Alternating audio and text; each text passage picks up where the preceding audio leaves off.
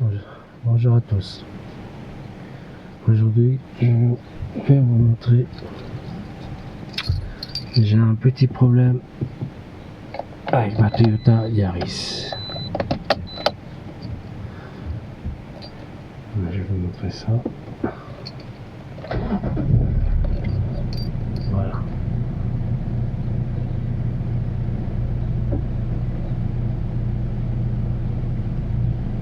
J'ai ce voyant là qui reste allumé.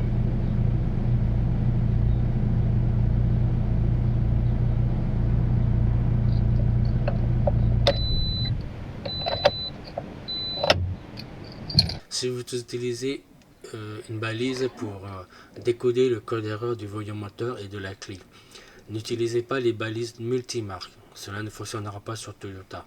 Dans mon cas, moi j'ai utilisé Viper et Delphi, qui m'ont donné le vrai code erreur et le vrai problème du voyant moteur et de la clé qui est restée allumée. Alors, cela ne veut pas dire qu'avec ces deux balises-là, vous allez pouvoir effacer le code erreur et faire une régénération. Alors, la régénération ne marchera pas. Moi, je l'ai fait et ça n'a pas fonctionné. Mais dans ma vidéo, je vais essayer de vous montrer par étapes qu'est-ce que j'ai fait et les pièces que j'ai nettoyées et les pièces que j'ai démontées pour faire le nettoyage pour que ça a fonctionné. J'espère que pour vous, cela fonctionnera. Mais pour moi, j'ai réussi à faire comme ça et franchement, j'ai galéré. Mais ça a fonctionné.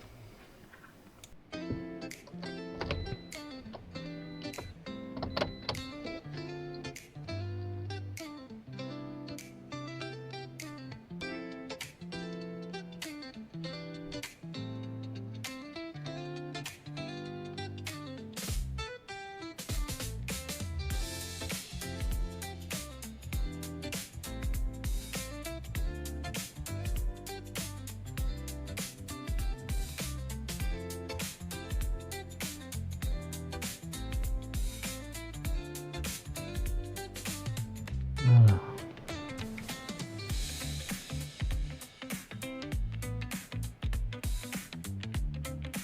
Voilà. J'ai ce défaut là, diesel particule filter qui est allumé. Et j'ai le ECM Manufacturing. Ce que j'ai oublié de vous dire, c'est que lorsque vous avez le voyant moteur qui reste allumé, vous avez aussi la clé de maintenance qui va rester allumée. Alors ça ne veut pas dire que vous avez un problème de niveau de l'huile. Ça n'a rien à voir du tout. C'est en confusion avec le voyant moteur qui reste allumé. Alors ça n'a rien à voir aussi avec le capteur de niveau de l'huile. Le problème vient du filtre à particules qui est bouché. Donc il ne faut pas vous mettre en confusion avec ce problème-là.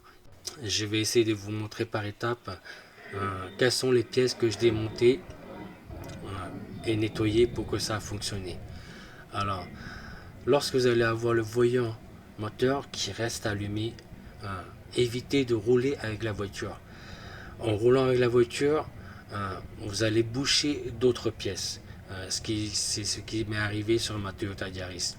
Sur Toyota, le problème c'est que lorsque le FAP est bouché, d'autres pièces sont mises en cause aussi. Et je vais vous montrer comment j'ai fait et nettoyé pour que ça a fonctionné. Si vous suivez ma vidéo et que vous ne savez pas le faire, ne le faites pas. Ramenez la voiture dans un garage. Sauf que ça va vous coûter cher. Tentez de faire ce que j'ai fait et essayez de le faire. Si ça fonctionne comme moi, tant mieux. Mais si ça ne fonctionne pas, dans tous les cas, de toute façon, il faut changer et mettre des pièces neuves pour que ça fonctionne. Même en mettant les pièces neuves, vous ne pourrez pas effacer le code erreur. Ce qu'il faut faire, c'est, ou sinon, il faut ramener chez Toyota pour qu'ils vous mettent la balise et qu'ils vous recodent le boîtier pour que ça marche.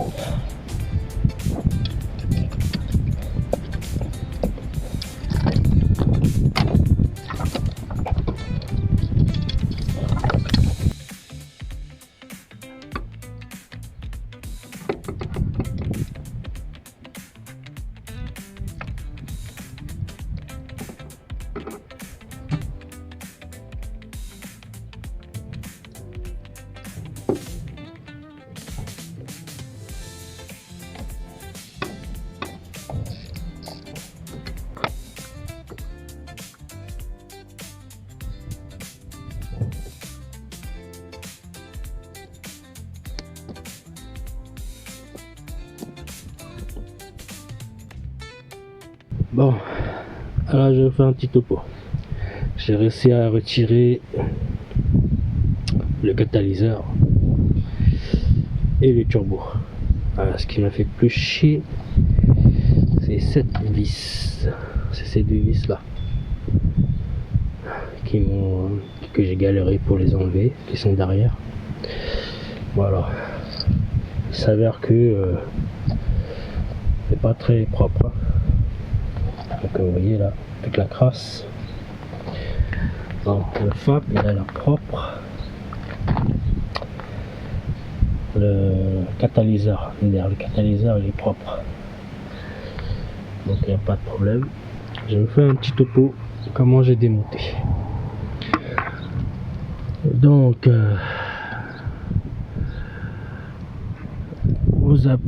pour démonter le turbo, vous avez ce vis là à enlever et ces trois vis. Et ces trois vis, 1, 2 et 3. Les deux vis que j'ai galéré, c'est ces deux là qui sont derrière. Donc il faut avoir des petites mains pour pouvoir les enlever. Mais bon, je suis assez content, je les ai enlevés, c'est faisable. J'ai pris beaucoup de temps, mais c'est faisable et j'ai réussi à les enlever. Le problème, c'est que on peut pas avoir accès par en dessous. Pour avoir accès, il faudra enlever le turbo. Pour enlever le catalyseur, vous avez trois vis, un ici et deux qui se trouvent sur le côté. Après, ça s'enlève par l'eau. Donc c'est faisable. Là j'ai le FAP. Donc le FAP il est bon. J'ai enlevé les capteurs qui sont là.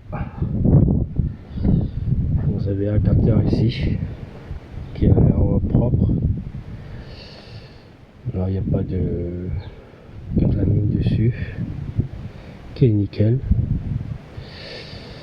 Donc je vais essayer de nettoyer le turbo. Je pense que c'est le turbo qui est encrassé, qui n'envoie plus assez de pression d'air et c'est ça qui merde un peu. J'ai enlevé ça, c'est le tuyau, je pense que c'est le mélangeur de gasoil pour nettoyer un peu le FAP. Je l'ai enlevé aussi. Voilà. Le FAP, comme il est encore en bon état, je pense que je vais pas l'enlever. Elle a pas beaucoup de crasse. Je vais vous montrer ça. Voilà l'état du FAP. Voilà, c'est propre, comme je vous ai dit. Je suis en dessous de la bagnole. Bon, j'ai chié pour l'enlever, j'ai cassé une vis même. Ça a tellement rouillé. Je pense que cette voiture là, ils l'ont jamais démontée. Mais comme vous voyez, il est super propre. Super propre le FAP. Je sais pas si je vais réussir à vous montrer. Bon. Là, je pense que vous voyez. Voilà l'état du FAP. Pour moi c'est propre. Il n'y a pas de calamine dedans. C'est nickel. Comme je vous dis, c'est faisable. Et je l'ai fait. Bon voilà les amis, ma vidéo elle se termine. Je suis désolé, j'ai pas pu vous montrer toutes les étapes du démontage, mais bon, comme vous avez pu voir, j'ai pu tout démonter avec de la volonté et un peu d'effort, tout est faisable, donc voilà. Pour la vanne EGR et le boîtier papillon, le principe du nettoyage, vous les connaissez, si vous regardez sur mes vidéos et ma chaîne, de W40 et puis du décafour et laisser agir pendant 1 heure, 2 heures, et puis avec un pinceau, vous grattez légèrement. Pas trop fort non plus parce que sinon vous risquerez de le casser. Pour le catalyseur, même principe, hein, du Carrefour et puis du W40 et nettoyer en frein. Laisser reposer pendant toute la journée ou voire 2 jours et rincer avec un tuyau d'eau et le laisser sécher pendant une journée ou voire 2 jours et faire le principe du remontage comme vous l'avez démonté. Pour le turbo, j'ai fait pareil, hein, j'ai tout démonté, tout nettoyé, elle était tellement encrassée que les ailettes elles étaient quasiment bloquées. Donc pour le nettoyage du turbo, je vous montrerai sur ma prochaine vidéo si vous me suivez sur ma chaîne. Pour ceux qui souhaitent le faire comme j'ai fait, franchement il faut avoir de la volonté pour le faire.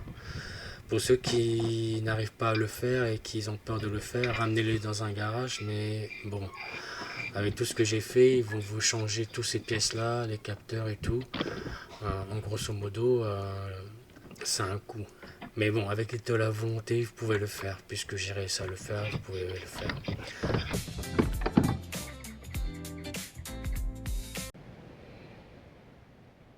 Bon les amis, comme promis, je vous montre la solution que j'ai pu faire pour effacer le voyant moteur et la clé de maintenance. Alors je vous explique le principe du démontage et du nettoyage que j'ai fait. Donc là j'ai démonté la manœuvre, le boîtier papillon qui est là. Tout ça il faudra le démonter, nettoyer et enlever les capteurs, les durites qui se trouvent juste en dessous.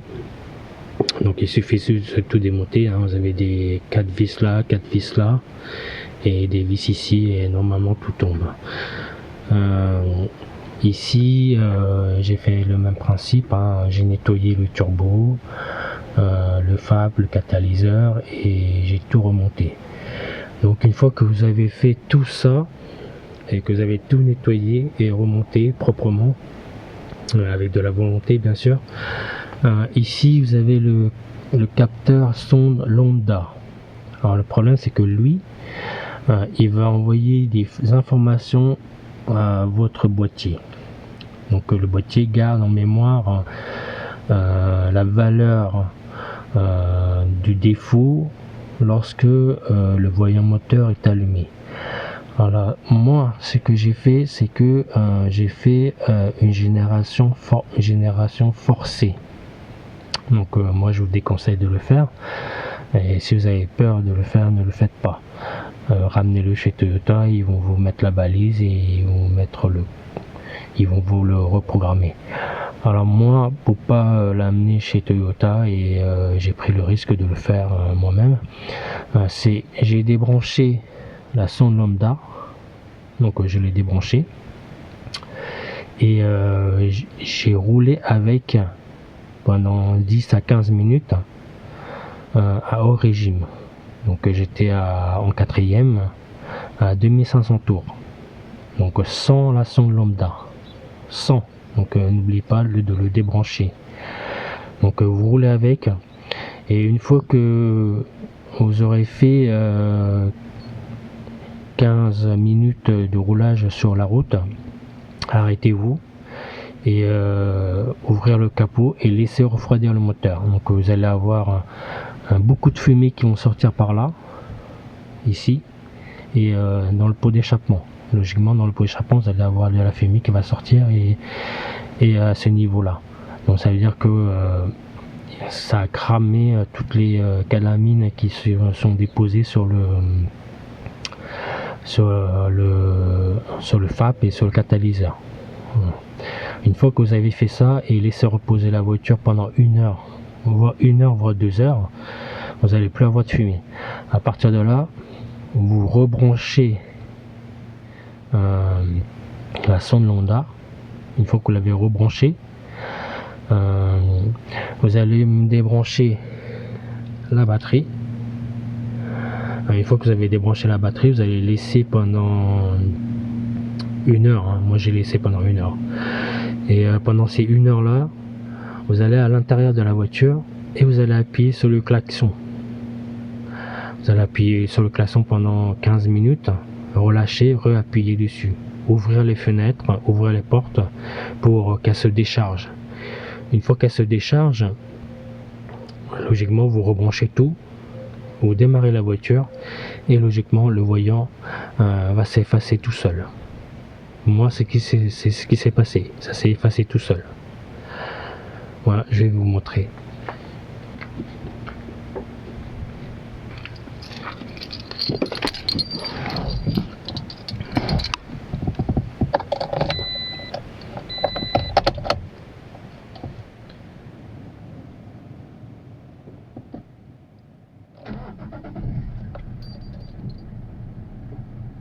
Voilà les amis, si vous suivez bien la procédure que j'ai fait du démontage et du nettoyage de toutes ces pièces là, logiquement votre voyant il ne s'allumera plus. J'espère que j'ai résolu le problème, mais pour moi ça a résolu le problème. Ça fait une semaine que je roule avec et je n'ai pas de problème. Le voyant n'est pas revenu, ma voiture elle a toute sa pêche, comme si elle avait rien, comme si elle était neuve, elle est sortie du garage. Voilà, je vous remercie de m'avoir suivi et puis pour ceux qui souhaitent le faire, je vous souhaite un bon courage et à la prochaine fois sur ma prochaine vidéo. Merci beaucoup, à très bientôt.